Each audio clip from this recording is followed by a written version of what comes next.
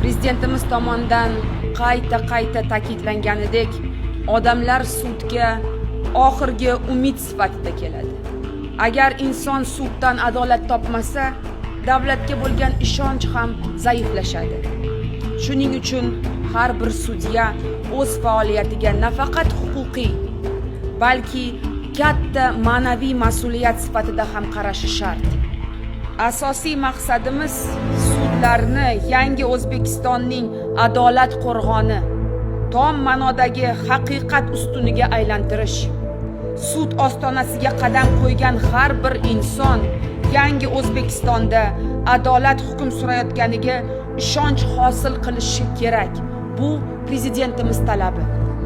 Bugun yig'ilishga men davlat rahbarining sizga bo'lgan umidi va ishonchini yetkazish, kelgusi faoliyatingizga yangi kuch va impuls berish uchun yuborilganman. Adolat o'rnating, hurmatli sudyalar. Adolat mana bunday bo'ladi deb qat'iy qaror qabul qilishdan qo'rqmang.